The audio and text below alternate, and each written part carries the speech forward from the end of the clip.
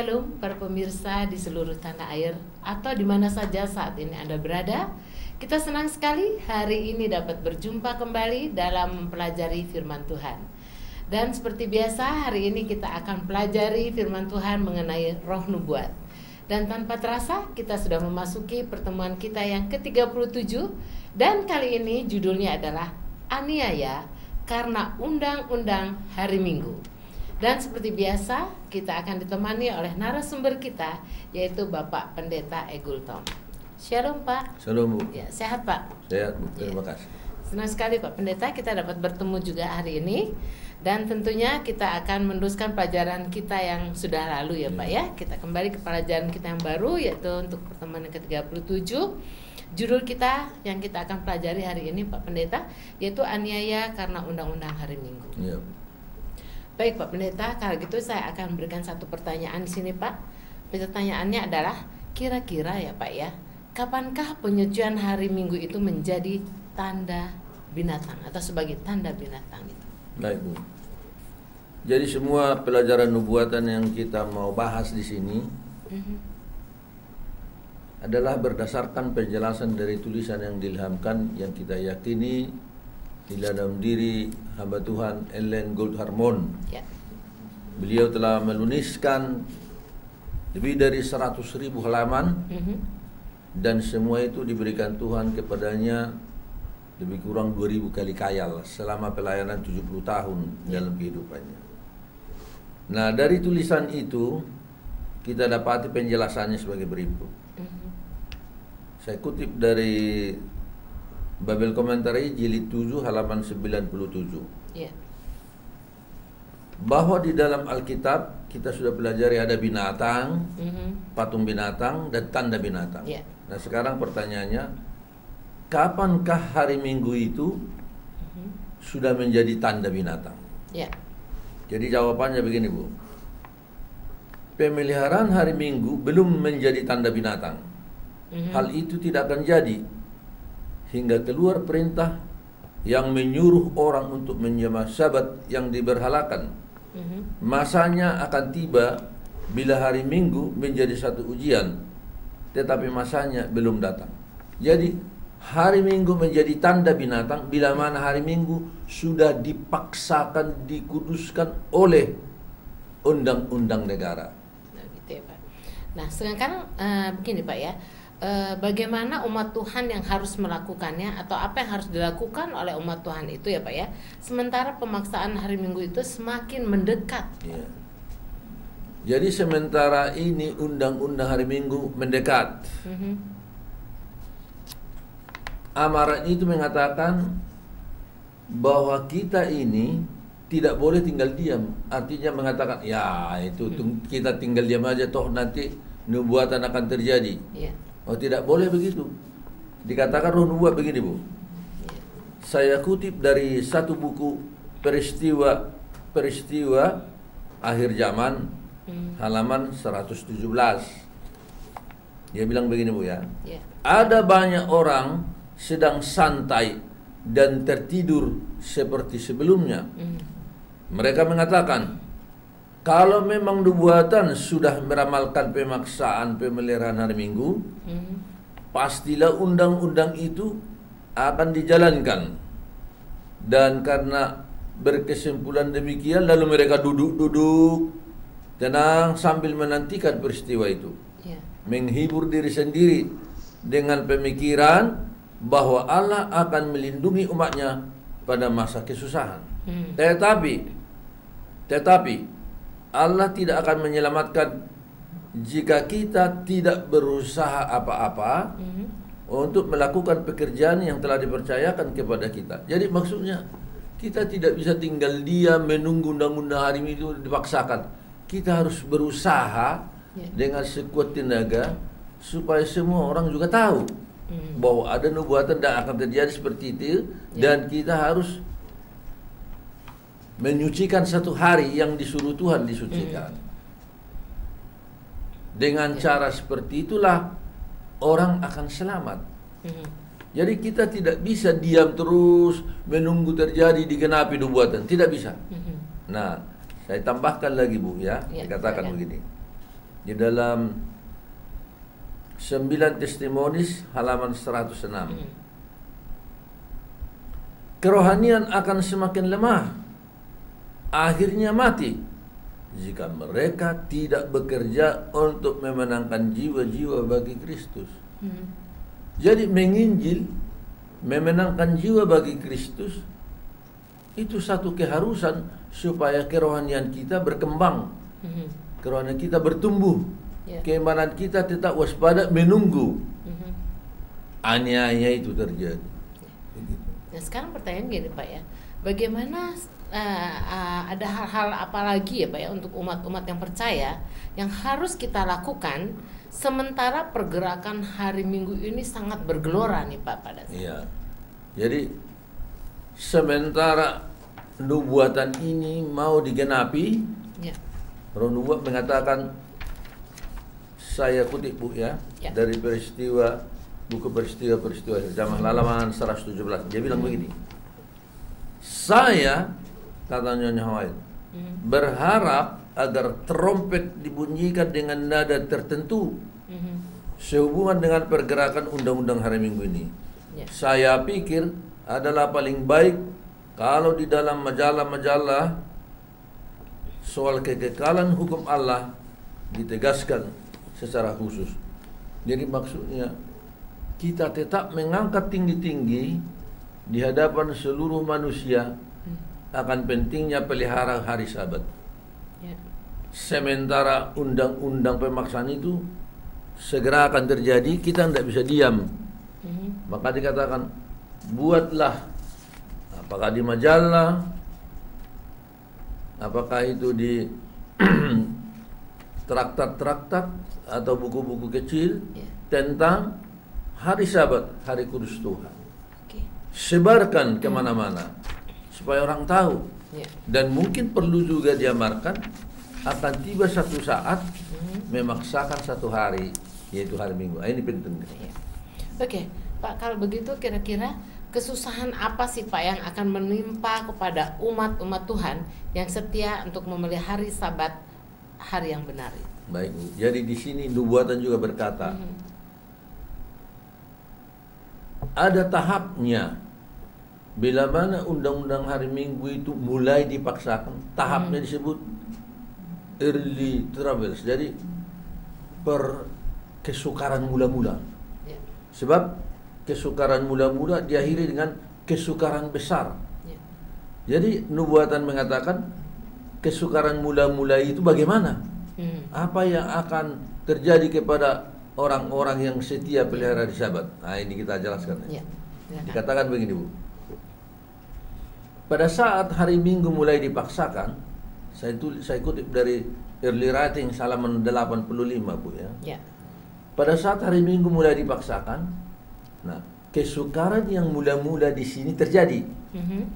Ini disebutkan bukan yang dimaksud kesukaran ketika 7 belah sudah dicurahkan, itu belum. Sebelum 7 belah dicurahkan ada disebut kesukaran mula-mula. Satu periode yang singkat sebelum 7 belah itu dicurahkan. Itu berarti sementara Kristus masih melayani di dalam Ka'bah yang di sorga, ada kesukaran. Kristus masih di sorga, di bilik yang maha suci. Berarti pintu kasihan belum tertutup. Terjadi kesukaran mula-mula. Nah, itu disebut dalam buku Early Writings halaman 85. Ditambahkan lagi, pada saat itu sementara pekerjaan penyelamatan hampir selesai, kesukaran mula-mula akan datang di atas dunia ini. Bangsa-bangsa marah, tetapi ditahankan supaya jangan terhalang pekerjaan pekabaran malaikat yang ketiga. Jadi sudah mau pecah amarah bangsa-bangsa, Tuhan tahan. Karena belum semua mendengar pekabaran itu.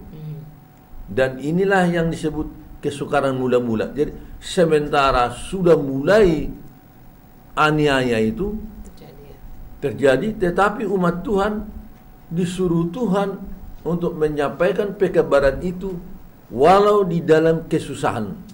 Nah, itulah. Jadi dikatakan ini,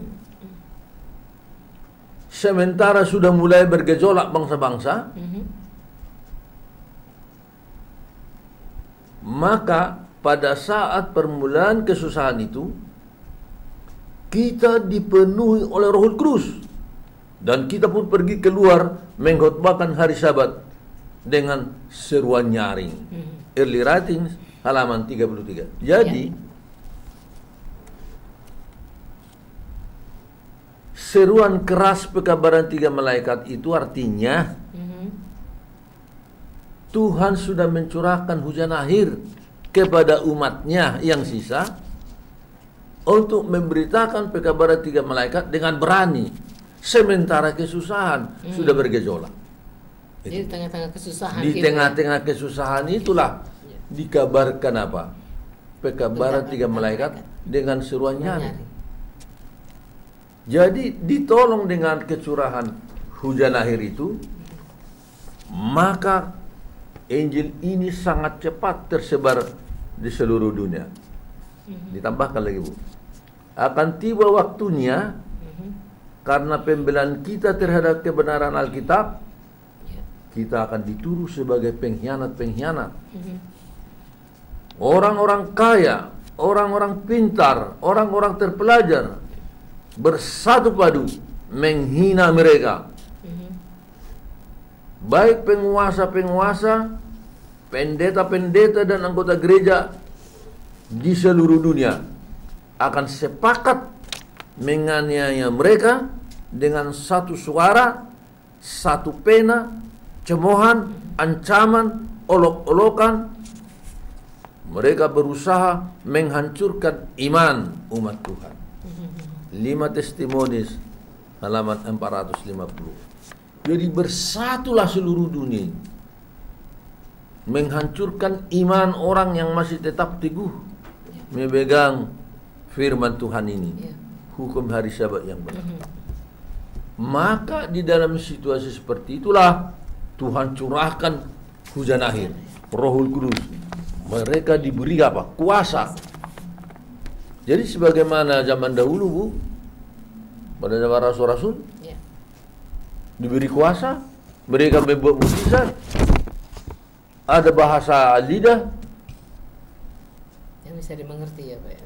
Iya, masing-masing bisa, tapi mereka semua orang-orang Galilea. Tapi ini orang Galilea kok bisa dalam bahasa Lain. Yunani? Jadi besok akan terjadi begitu, Bu. Ya. Sehingga pekabaran itu cepat tersebar. Karena mereka juga diberi kuasa, keberanian, tidak takut mati. Inilah yang akan terjadi, Bu. Jadi kita siapkan diri kita sekarang supaya kita menerima hujan akhir.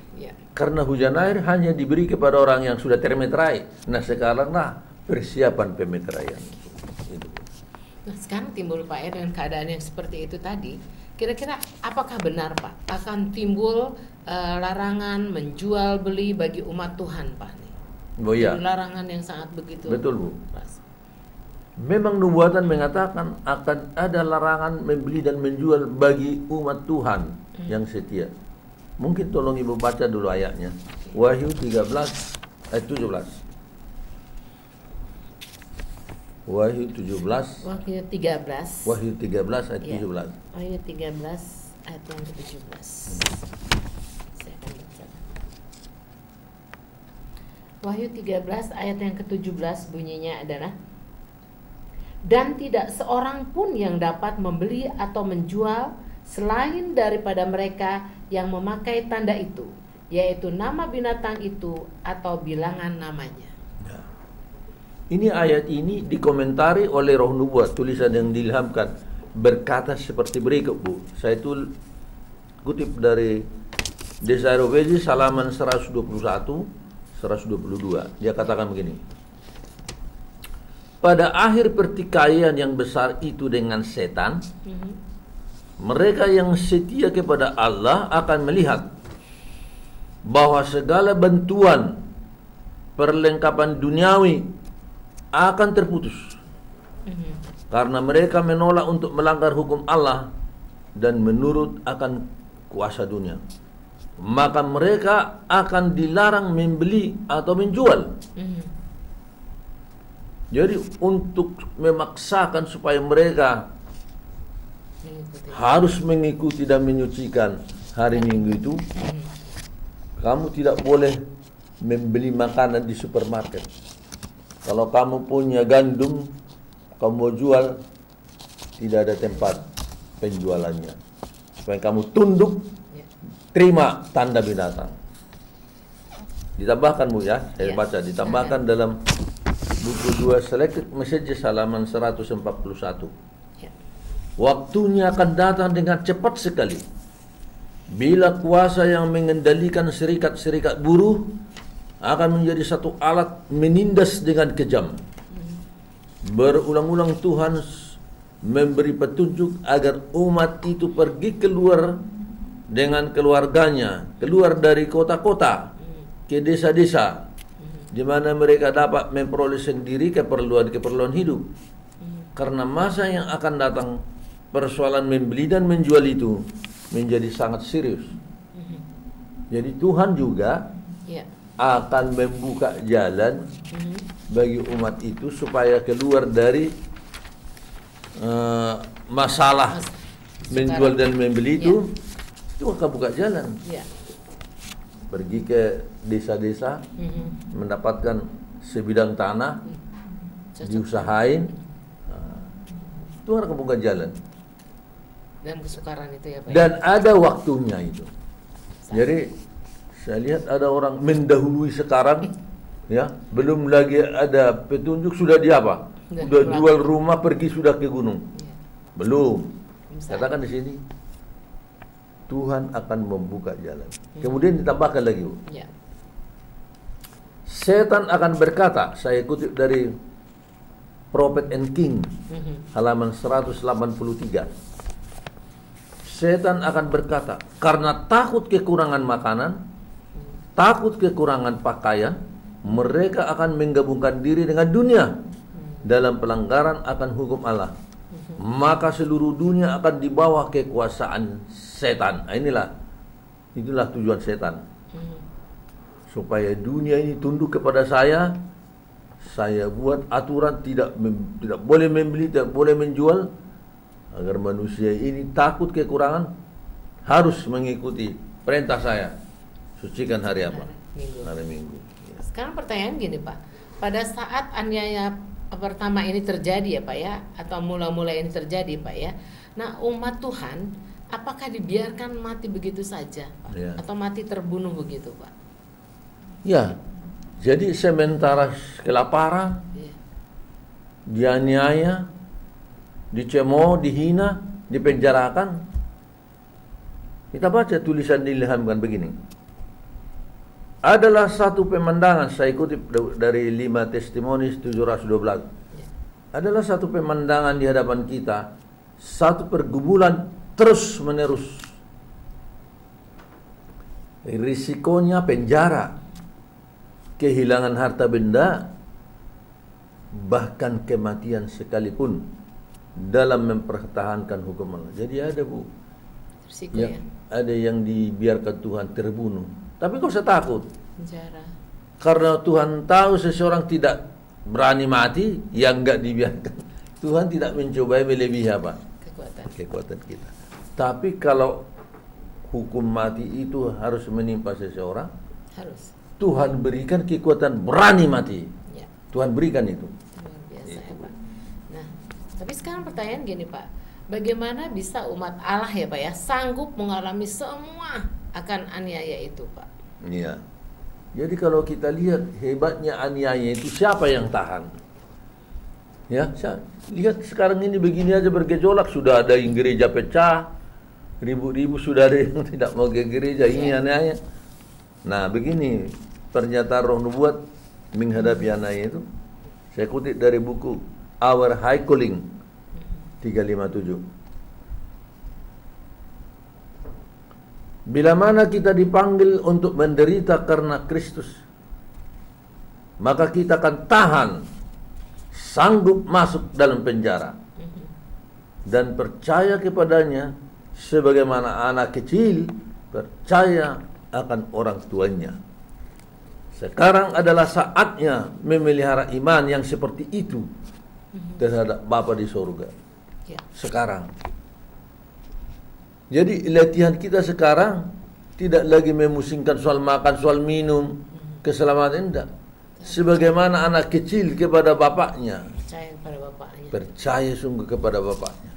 Sekarang belajar. Ya. Nanti kalau begini, nanti kekurangan makan. Kalau nggak begini, nanti nggak bisa dapat uang. Kalau begini, nanti menderita. Tidak. Bapak bilang, percaya dah. Saya akan berikan kamu keperluan dan kecukupan. Sekaranglah belajar. Belajar percaya Tuhan akan memimpin kita melewati topan penderitaan yang tidak bisa dijelaskan melalui kata-kata pena. Tidak bisa. Karena begitu luar biasa. Luar biasa. Jadi sekaranglah waktunya kita harus mempersiapkan diri supaya anak kecil benar-benar percaya kepada bapaknya. Itu Bu, menghadapi aniaya. Oke Pak, sekarang pertanyaan begini Pak ya. Jadi kapankah hujan akhir itu akan turun Pak? Ya. Nah, kita sekarang mengenai hujan akhir ialah kecurahan Roh Kudus. Inilah yang menyanggupkan umat Tuhan sanggup melewati masa krisis itu dan terus mengabarkan Injil sampai ke ujung-ujung bumi.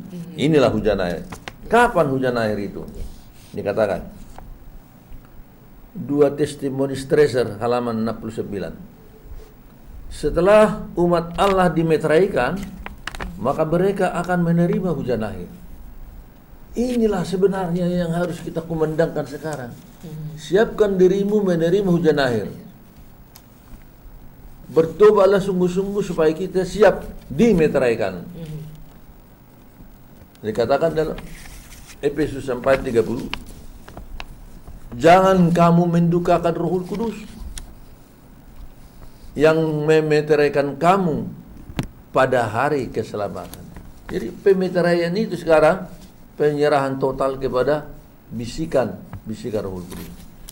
Sehingga di dalam oleh kuasa Roh Kudus itu kita benar-benar bisa pemenang di dalam segala dosa dan kejahatan. Kita bisa menjadi pemenang oleh kuasa Roh Kudus. Sudah jadi pemenang, dimeteraikan. Sudah dimeteraikan, siap hujan akhir. Siap hujan akhir, siap aniaya. Itu Bu. Ya. Jadi sekarang pemeteraian, persiapan untuk menerima itu. Jadi kalau saya baca lagi tambahannya Bu ya. Ya, silakan. Kutipannya. Bila mana badai penganiayaan itu benar-benar melanda kita, ya. Bila badai penganiayaan benar-benar melanda kita, barulah pekerjaan malaikat ketiga berkumandang dengan suara nyaring. Dan seluruh bumi akan diterangi dengan kemuliaan Allah. Peristiwa halaman 160. Jadi Ya. badai penganiayaan melanda, hujan akhir turun, seruan nyaring Ya, dikumandangkan hingga seluruh dunia sudah mendengar kabar Injil. Dikatakan di sini itu dengan sangat cepat sekali. Dan sementara itu dikatakan, sementara bergejolak aniaya itu, Ya. apa yang kita bisa lihat, apa yang kita bisa dengar dari orang pemimpin-pemimpin gereja, pemimpin pemerintahan. Saya kutip Bu ya, dari buku Great Controversy halaman 607. Kependetaan yang populer seperti orang Parisi dahulu dipenuhi dengan amarah karena kekuasaan mereka diremehkan. Akan dinyatakan bahwa pekabaran mereka, pekabaran umat Allah berasal dari setan. Dan menghasut serta membangkitkan cinta dosa dari orang banyak untuk mengancam, menganiaya mereka yang mengabarkan sahabat Allah. Dihasut. Ini orang-orang ini pekabarannya dari setan. gara-gara orang ini terjadi banyak malapetaka. Tuhan marah. Ya. Coba kalau kita aniaya ini, pasti malapetaka ini berhenti. Ya. Nah, dibalikin. Jadi lihat di sini, bila sekte-sekte gereja bersatu dengan kuasa Roma Katolik menindas umat Allah, tempat-tempat di mana kebebasan beragama masih ada, maka masih terbuka jalan penginjilan di sana. Siapa yang mempelopori? Para penjual-penjual buku, Bu. Kristus berkata, bila kamu dianiaya di kota ini, larilah kamu ke kota yang lain. Bila penganiayaan datang dari sana, pergilah ke tempat yang lain. Allah akan menuntun umatnya, menjadikan mereka berkat dalam berbagai-bagai tempat. Sebab bila tidak ada penganiayaan, tidak begitu cepat tersebar mengabarkan kebenaran itu. Jadi kadang Tuhan izinkan itu apa? Aniaya, mempercepat pekabaran itu. Saya kutip dari buku Enam Testimonies halaman 478. Ditambahkan lagi, Bu, ya. Ya. Pada saat bergejolak itu apa? Aniaya. Ya. Dikatakan begini, ini sudah turun hujan akhir ini. Ya. Ribuan suara di seluruh bumi, amaran itu akan disampaikan. Musisat diadakan, orang sakit disembuhkan, tanda-tanda ajaib menyertai orang-orang percaya. Wah, luar biasa ini. Ribuan. Kalau dulu ada satu Rasul Paulus, ribuan Rasul Paulus berkhutbah di mana-mana di seluruh permukaan bumi. Mujizat ya, Pak, ya. Dan ditambahkan lagi, Bu, waktu turun hujan akhir. Kemudian sebagaimana suasana Pentakosta, orang banyak akan mendengar kebenaran diucapkan kepada mereka, masing-masing di dalam bahasanya sendiri.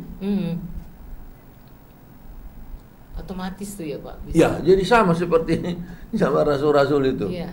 Loh, mereka ini kan semua murid-murid Yesus orang Galilea, kok bisa dia bahasa Arab? Iya, bermacam bahasa. Kok bisa bahasa Punisia? Iya. Orang-orang dari Mesir? Iya. Semua mengetahui. Iya. Luar biasa. Akan terjadi juga begitu nanti. Iya. Sehingga dengan keadaan seperti itu dikatakan kecepatan halilintar menggambarkan kecepatan dengan mana pekerjaan ini akhirnya disempurnakan. Iya.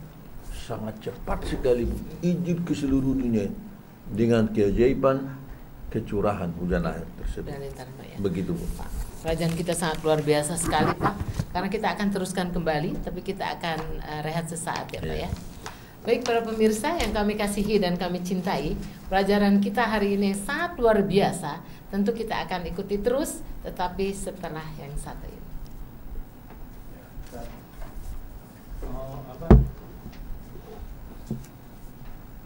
Kamera rolling, action. Baik para pemirsa yang kami kasihi, kami cintai, tentunya kita berbahagia karena kita kembali dapat melanjutkan pelajaran kita yang sangat luar biasa hari ini yang dipandu oleh Bapak Pendeta Egultom. Untuk mengetahui yang lebih lanjut pelajaran ini, mari kita diskusikan kembali dengan Bapak Pendeta Egultom. Pak Pendeta, kita memasuki sekarang setelah Injil itu tiba di seluruh dunia ya, Pak, ya. Ya. Pintu kasihan ditutup, Ya. 7 bela dicurahkan satu Ya. persatu. Sekarang pertanyaannya nih, Pak, kapankah 4 mata angin itu dilepaskan, Pak? Ya, baik, Bu. Mengenai mata angin itu, Iya. kita baca dalam Wahyu 7 ayat 1 sampai 3 ini. Bisa tolong Ibu baca Wahyu 7 ayat 1, 2, 3.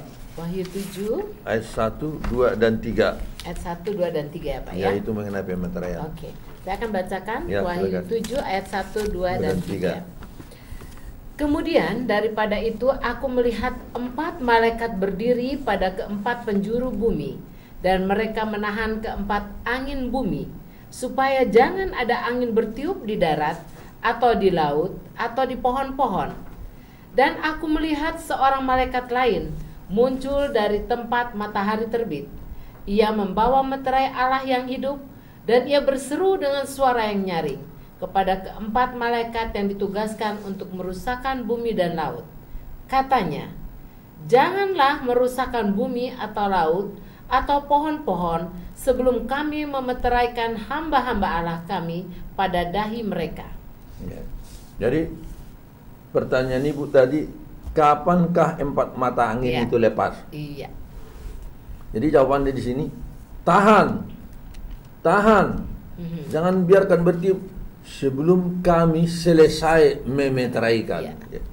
Jadi selesai pemeteraian bagi umat Tuhan, empat mata angin lepas. Nah, empat mata angin lepas ini artinya apa? Itu berarti Yesus sudah selesai tugas di bilik yang maha suci untuk menetapkan setiap nasib umat Tuhan melalui pemeriksaan buku-buku itu. Setelah itu selesai, lepas mata angin. Dan mata angin menggambarkan kekacauan yang tak bisa dilukiskan dengan pena di atas dunia ini. Terjadi peperangan, kekacauan, saling membenci bangsa dengan bangsa. Dan Yesus sudah menutup pintu kasihan bagi setiap orang. Nasib orang sudah ditetapkan. Barulah dicurahkan 7 bela yang terakhir itu. Karena kita sudah melihat 7 bela terakhir. Ya. Dan bela-bela itu dicurahkan satu persatu, satu demi satu. Pemeteraian itu ya Pak ya? Ya. Oke. Dan semua orang yang sudah termeterai, Iya. tidak ada yang kena bela. Tidak ada yang kena. Hanya untuk orang yang jahat ini, Iya. bahkan yang paling jahat. Sekarang pertanyaannya gini Pak, bagaimana Pak untuk selanjutnya pengalaman orang saleh ketika hari Minggu dipaksakan Pak? Jadi rupanya perkembangan terus terjadi. Kalau dulu dalam kesukaran mula-mula masih ada ancaman di penjara, harta benda dirampas, ya, Ya. di olok-olok, dicemooh. Kalau sekarang tidak lagi, Bu. Ya. Bila mana sudah tertutup pintu kasihan, maka terjadilah yang dikatakan dalam nubuatan Wahyu pasal 13 ayat 15. Ya, saya bacakan ya Pak Ya, ya. silakan. Wahyu 13 ayat 15. Dan kepadanya diberikan kuasa untuk memberikan nyawa kepada patung binatang itu, sehingga patung binatang itu berbicara juga dan bertindak begitu rupa, sehingga semua orang yang tidak menyembah patung binatang itu dibunuh. Ya. Kita garis bawahi di sini, bukan lagi penjara, Bu, dibunuh. Bunuh, ya. Sekarang dunia bersatu membenci umat Tuhan, bunuh. Ya. Lenyapkan mereka dari muka bumi. Wah, Luar biasa ya Pak. itulah, Bu. Jadi semua dunia bersatu melawan umat Tuhan.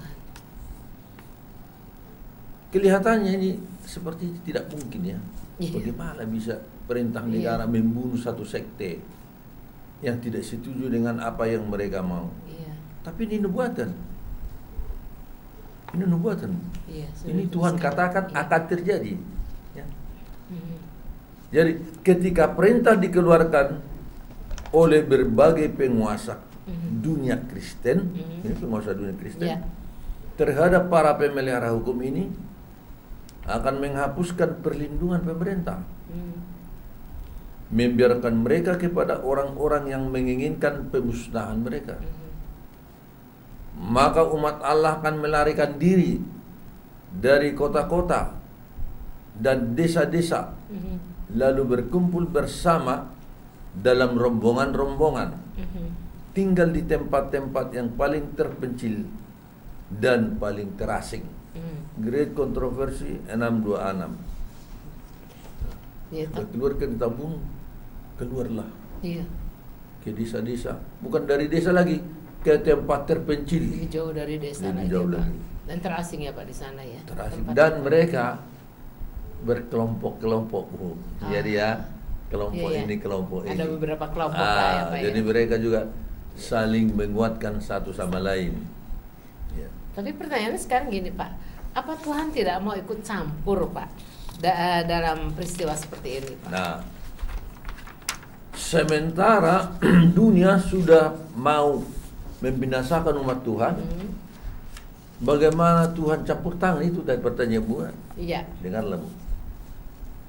Dalam buku Early Writing halaman 284 dikatakan begini Bu. Pada masa kesusahan itu, kita semua akan melarikan diri dari kota-kota besar dan desa-desa sambil dikejar-kejar oleh orang jahat yang memasuki rumah orang-orang saleh dengan pedang. Tetapi pedang-pedang yang diangkat membunuh umat Allah patah, jatuh bagaikan sehelai jerami, tak berdaya apa-apa. Luar biasa ya. Maksudnya apa Ibu? Malaikat-malaikat Allah melindungi orang-orang saleh. Ya. Tidak ada yang dibiarkan mati seorang pun pada saat itu. Jadi Tidak ada yang mati. Malaikat itu ya Pak. Iya. Jadi nggak usah takut lagi. Bila mana sudah selesai tertutup pintu kasihan, Ya. orang-orang jahat memutuskan membunuh semua orang saleh, malaikat Tuhan tampil. Dan tidak ada yang biarkan mati. Wah, luar biasa Bu. Ya. Early Writing 284 dan buku peristiwa halaman 112. Ya. Sekarang Pak, pertanyaannya gini Pak, bagaimana lagi Pak dijelaskan tentang perlindungan Allah terhadap umatnya dalam rencana pembinasaan umat Tuhan? Ya, jadi seperti gerombolan Bu, gerombolan sini mau membunuh rombongan di sini ya. Di sini pakai senjata, di sini tidak ada apa-apanya. Jadi kita bayangkan bagaimana Tuhan melindungi umatnya. Ya. Saya baca Bu Ya. dari buku Great Controversy 651. Ya. Sekalipun dekret umum sudah menentukan waktu di mana para pemelihara hukum Allah itu boleh dibunuh. Jadi sudah ditetapkan tanggal segini, jam segini, sama-sama serentak boleh bunuh semua umat-umat Tuhan. Tetapi dalam banyak keadaan musuh-musuh mereka mendahului perintah ini. Dimaksudkan tanggal 20 padahal tanggal 17. Sebelum 20 sudah mulai merencanakan pembunuhan itu. Ya. Dan sebelum waktu yang ditentukan akan berusaha merenggut nyawa mereka. Tetapi ini Bu ya, tetapi tak seorang pun dapat menerobos pengawal perkasa ditempatkan Tuhan pada setiap jiwa yang setia. Sebagian ada diserang sewaktu mereka melarikan diri dari kota ke desa. Tetapi pedang-pedang yang diangkat untuk membunuh mereka itu patah, jatuh tak berdaya, bagaikan sehelai jerami. Yang lainnya dilindungi oleh para malaikat-malaikat berpakaian pasukan perang.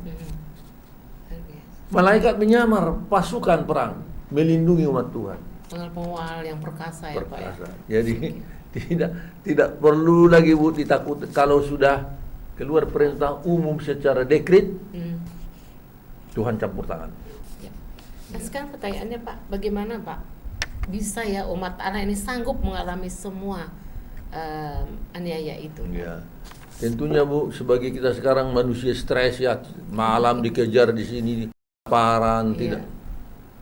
Bagaimana bisa sanggup berhari-hari begitu dikejar ke gunung-gunung sana? Iya. Jadi jawabannya begini Bu ya.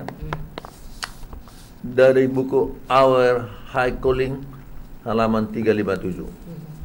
Bila mana kita dipanggil untuk menderita karena Kristus, maka kita akan tahan dan sanggup masuk penjara dan percaya kepadanya sebagaimana anak kecil percayakan orang tuanya. Ya.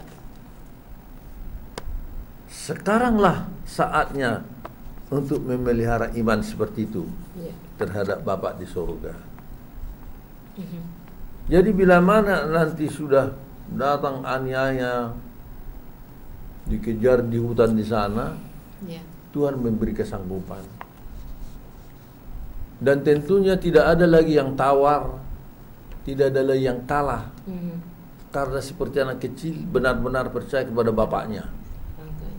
Tidak ada yang takut. Dan memang malaikat Tuhan disuruh berpasukan, Bu. Sehingga tidak ada satupun yang dibiarkan mati. Dan kemudian dikatakan begini,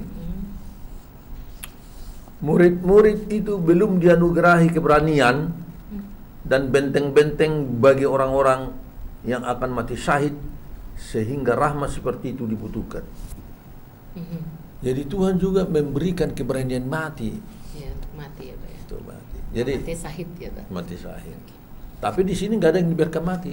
Ya. Dulu waktu ke Soekarno mula-mula itu ada yang mati. Kalau sekarang tertutup pintu kasihan, tidak ada yang biarkan mati. Menjaga malaikat-malaikat yang perkasa. Malaikat. Pasukan-pasukan yang menyawar pasukan-pasukan luar biasa tadi. Dijaga ketat.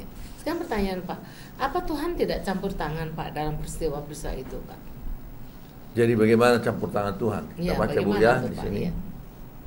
Pada masa kesusahan itu, kita semua juga melarikan diri dari kota-kota besar dan desa-desa sambil dikejar-kejar oleh orang jahat.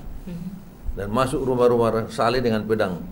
Tetapi pedang-pedang diangkat membunuh umat Allah, patah jatuh bagaikan selai jerami tadi sudah kita. Malaikat-malaikat Allah akan melindungi orang-orang saleh.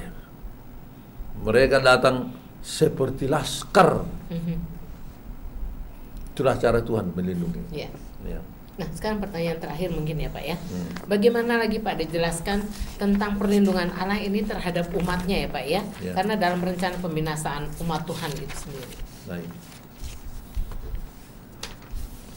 Dijelaskan ini penegasannya Bu ya, penegasannya bagaimanakah campur tangan Tuhan sementara aniaya itu berjalan. Sekalipun dekret umum sudah menentukan waktu di mana para pemelihara hukum boleh dibunuh, dalam banyak keadaan musuh-musuh tadi mendahului perintah tersebut. Sebelum waktu yang ditentukan berusaha merenggut nyawa mereka. Tetapi tak seorang pun dapat menerobos pengawal perkasa yang ditempatkan pada setiap jiwa yang setia. Sebagian ada diserang waktu mereka melarikan diri dari kota, tetapi pedang-pedang diangkat membunuh mereka akan patah dan jatuh, tak berdaya bagaikan selai jerami. Jadi di sini istilahnya pedang. Mungkin nanti bukan pedang lagi Bu, pistol atau senjata. Jadi mungkin kalau ditembak begini, tapi kalau ditembak, jadi asal dibidik tidak meledak, ditutup sama malaikat itu, sehingga pelurunya tidak meletus. Nah, ini maksudnya ini. Pedang-pedang yang diangkat untuk membunuh mereka patah dan jatuh tak berdaya bagaikan sehelai jerami. Yang lain dilindungi oleh para malaikat berpakaian pasukan perang. Jadi kelihatan tentara-tentara. Padahal itu apa? Malaikat. Ini saya suka ini kutipannya. Daily Writings 284. Allah tidak membiarkan orang jahat membinasakan mereka yang akan diubahkan. Jadi umat Tuhan yang hidup pada waktu itu tidak ada yang mati sampai Yesus datang, mereka diubahkan hidup-hidup. Tidak ada yang mati Bu, yaitu mereka yang tidak mau tunduk kepada perintah binatang atau menerima tandanya. Luar biasa. Itulah perlindungan Tuhan pada puncak umat-umat penganiayaan, pembunuhan, pembinasaan kepada umat Tuhan. Tampil malaikat Tuhan bagaikan laskar-laskar kuat ya Pak ya, berpasukan mengelilingi umat Tuhan. Dan kalaupun aniaya itu datang, Tuhan berikan keberanian untuk mati.